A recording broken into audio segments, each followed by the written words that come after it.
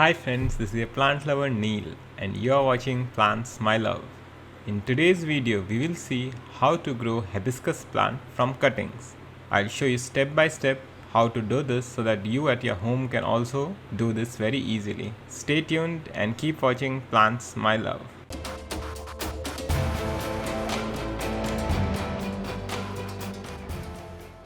Welcome friends, this is my hibiscus plant that I grew from cutting around 2 years ago. Now you can see how beautiful it has become. The hibiscus plant belongs to the mallow family and it is native to warm tropical climates and it cannot tolerate cold temperatures. The ideal temperature range for hibiscus is between 16 degrees centigrade to 32 degrees centigrade. So in the colder regions of the world, you either have to replant it every year or you can bring it inside where the temperatures are controlled.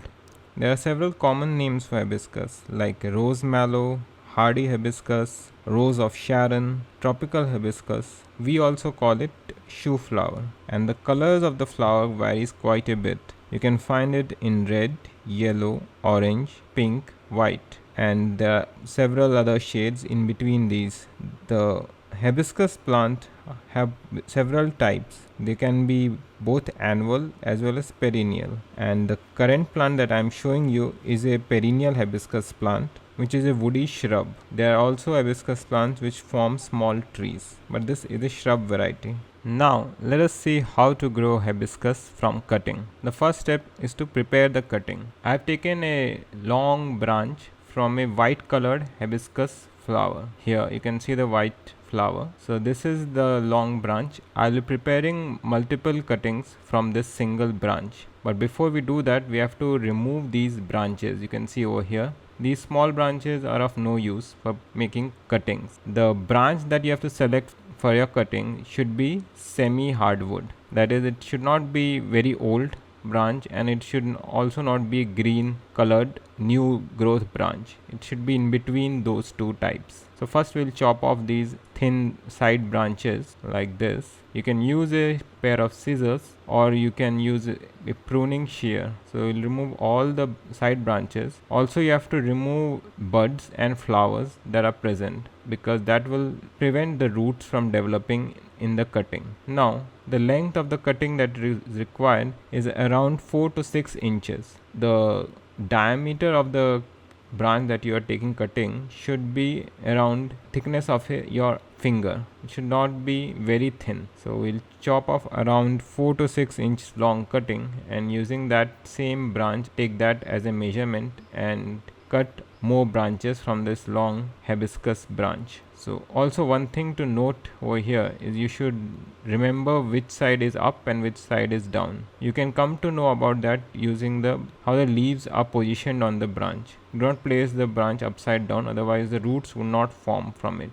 You prepare at least 5 cuttings from this single branch. Align the branches from top to down. So this is the last branch and here all our 5 cuttings are prepared. Now you can remove the growing tip and we have to remove the leaves because if you keep too many leaves intact in the branch, the roots will have problem in developing because the cutting will get deprived of water as the leaves will lose the water from the pores present at the bottom of the leaves. So keep as minimum leaves as possible on the branch. You can remove all the leaves also. I have actually in this made a mistake of keeping too many leaves. You just keep only 1 or 2 leaves. Don't keep more than 2 leaves on the branch. One more thing that I have not shown in this video is to cut the branch at a 45-degree angle. This provides a larger surface area for the roots to form. Also you can scar the bark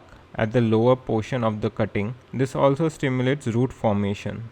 Now I'll place all the cuttings in this container filled with water. This will make sure that the cuttings are hydrated while we prepare the cuttings. Okay, now we have prepared all the cuttings. This is the rooting hormone. This is optional. You can use it if you have it. This will improve the chances of root formation. So what I'll do is I will dip the cutting in water and then rub it against this rooting hormone. This will make sure that the rooting hormone gets stuck to the cutting. Now this is the growing medium that I'm using. The ideal growing medium should be a well draining soil, preferably river sand. At present I did not have river sand, so I'm using my garden soil, and I've taken around 1 to 2 inch layer of garden soil, which is more than enough for growing cutting. There's an issue in the current growing medium. I have actually watered it too much, and my garden soil is mostly composed of clay, which is not very good for growing cuttings. So this is one more mistake that I made. But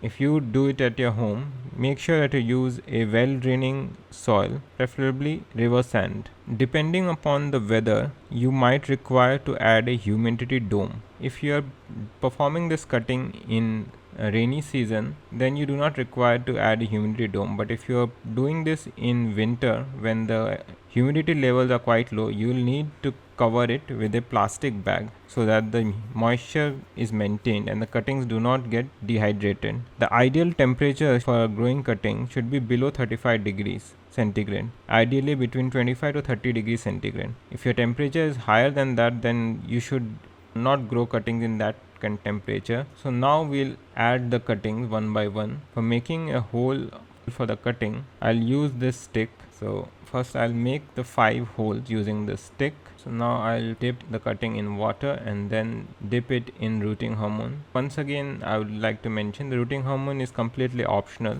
Without rooting hormone also you can grow hibiscus cuttings successfully. Only advantage that rooting hormone gives is it improves the success rate. So now we'll place the cutting in the growing medium and compact the soil so that the cutting is firmly supported by the growing medium and it does not move. Similarly, we will do for all other cuttings. You'll need to keep these cuttings in indirect sunlight.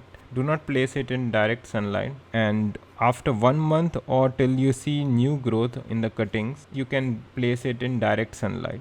Because of the mistakes that I mentioned before, like the number of leaves remaining and the soil used and the amount of moisture that was present in the soil, because of all these mistakes, in my case I was only able to successfully root one of the cutting, and that cutting I removed from the growing medium as growing medium was infected with fungus because of the excessive moisture present in it. And to save that rooted cutting, I then placed it in a different growing medium. As you can see, I placed the cuttings over here where it receives indirect sunlight because it's under shade. So this amount of sunlight is good enough for the initial 1 month of growth. As I'm growing this cutting in winter season, I'll be placing it inside a plastic bag to maintain the humidity. This plastic bag acts as a humidity dome and allows the cutting to be hydrated even without the roots, as it prevents the loss of moisture. I'll place this in this plastic bag over here like this. As you can see, I've placed the entire growing medium in this plastic bag. Make sure to form up the cuttings and then I'll raise the plastic bag, and then you can use a clip to make sure that the plastic bag is closed from the top. Make sure to leave a bit of space so that a little bit of air can be exchanged from inside to the outside. So this is how you can make your own humidity dome. The best plastic bag to use is a transparent one. I didn't have one, so I'm using this white colored plastic bag. So like this, just tie it with a string or use a clip. This is the update after 1 month. So after 1 month, I transplanted the cutting into this new growing medium as the previous one was infected with fungus, and you can see over here the roots are clearly visible. So I'll be now transplanting this paper pot cutting into this bigger 6-inch pot. So first I'll fill up the pot with the soil partially. Now I'll place it inside and check. I think I'll have to add more soil. So I'll fill the pot to half of its depth and then place it inside. Now I'll slowly peel off this paper pot. I'm removing this paper because this is newspaper and it has got ink which is not very good for the soil. So this ink is toxic, and that's why I'll be removing the paper. So you can use a pair of scissors for doing this, like this, and gently peel out the paper. You can see the roots. I'll show you from close by here. Clearly the roots are visible. Here you can see the white roots, and over there also there's one more root sticking out. Gently remove the paper so that the roots are not damaged there. So now I'll place it in this bigger pot and we'll now add the extra soil around it. Now we have added the soil, we'll now compress it and add water to the pot. If you like this video, make sure to smack that like button.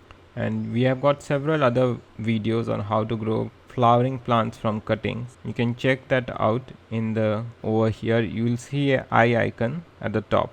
Check our other similar kind of videos. So we'll add some more soil. If you are facing some difficulty in following this guide, please let us know below in the comment section. Also, we'd like to know whether you are successful in growing your hibiscus from cutting. Please share your experiences down so that other people can also benefit from it.